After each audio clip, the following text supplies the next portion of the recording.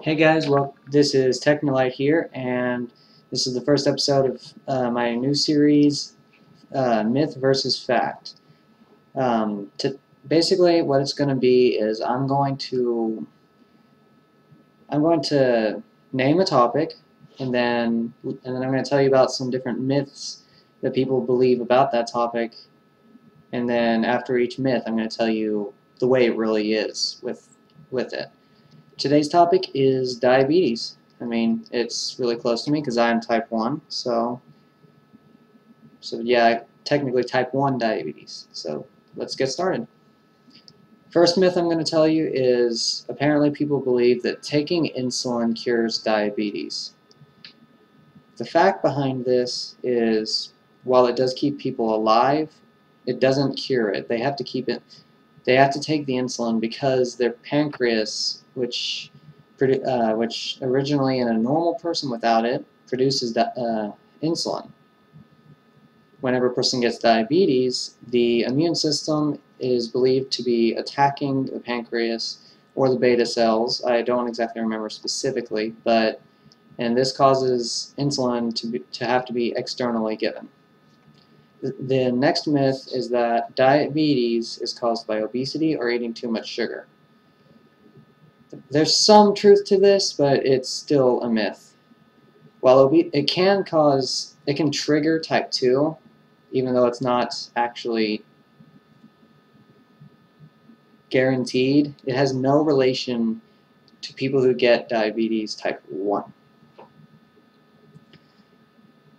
In fact, people don't yet know what causes type 1 diabetes, but it's believed that it can be something as far as genetics and then environmental factors too. Fact is though, eating sugar doesn't cause it. The next myth is that, hold on a second, by the way, I'm reading this because my mind is derp. With strict adherence to a specific diet, basically if you limit what you eat and take multiple insulin injections each day while testing like you're supposed to for testing your blood sugar levels, a person with type 1 diabetes can easily gain tight control. The fact to this is while it's a good strategy to watch what you eat and follow your shots and blood sugar testing routine, that doesn't always give you 100% of the time perfect control. It can give you pretty good control most of the time, but this method doesn't take into account things like stress for people who are in the puberty stage, hormones, any kind of period of growth, and then illnesses too. So if you're diabetic, you're going to go high sometimes. Another myth is that people with diabetes shouldn't eat sweets. This is only barely true. If you limit it, it can keep your blood sugar under control, but just be careful, because if your blood sugar goes too low, you enter a state that's called hypoglycemia. And you don't have as much wiggle room with this, and what you need to do there is exactly what this myth states you shouldn't do: eat sweets. Okay, the next one is people with diabetes can't participate in athletics. No. Being active is an important part of life. I'm not very active, but I mean, I get my exercise here and there. You're not supposed to. There's sometimes a doctor may suggest a threshold that you don't exercise in, like say mine, if my blood sugar is over 300, I have to drink water, and I'm not supposed to do extreme activity. But I mean, it doesn't mean I can't do it all the time. It doesn't mean I can't ever do it. I mean, I play soccer, so. And then there's the myth that because the type 1 diabetes is also called juvenile diabetes, that only kids can get it. Type 1 is, it's often diagnosed more in teenagers and children, even young adults. But I mean, you can go up to 50 and still, and just then you'll get it then. But no. And then there's a myth for type 2. Apparently, people believe that children don't get type 2 diabetes. It's the only truth to this is that it's diagnosed in adulthood. So technically, children aren't usually diagnosed with it, but I mean, they can still get it. Plus, okay, anyway, but just got two more. Okay, so women with diabetes shouldn't get pregnant.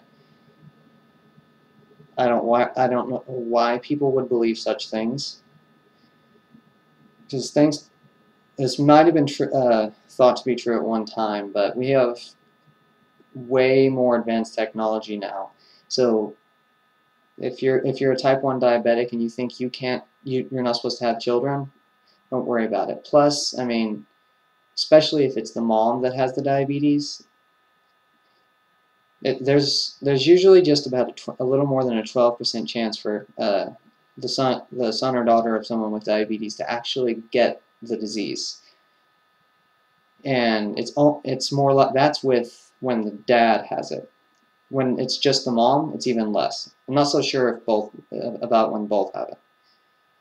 My mom had it, my uncle has it, and my grandfather has type 2. So I guess I just got really unlucky. And then there's last one. The myth is that no matter what you do, a person with diabetes for years will eventually get complications. The fact behind this is they're not inevitable. They can be avoided. Most of the time, you'll probably get some kind of some sort of small term. If you have really good control and you buckle down on it really young, you're not going to have to worry about likely losing a limb to diabetes in most cases. You may still end up losing a limb to other things, and you might even get it to diabetes. I don't know. But there's always going to be a very high risk that you'll get some, but it's not 100% of the time. So anyway, that's all that I could really find, and so hopefully the next one will be a higher quality video. Anyway, like, favorite, and subscribe if you enjoyed this little video, or if you learned some new stuff or you're interested in watching more, see what you learn. Then also be sure to check out my friend's channel, Shadow Realm Gaming, and that's it for now. See you guys later. Oh, and don't forget, by the way, don't forget to go by the Facebook page, the T-Lyte Facebook and Twitter pages, and then leave your questions, comments, tips, advice, any of that general whatnots under the hashtag weekly report, and then if I see them next Saturday, I'll answer your questions on the video. See you guys later.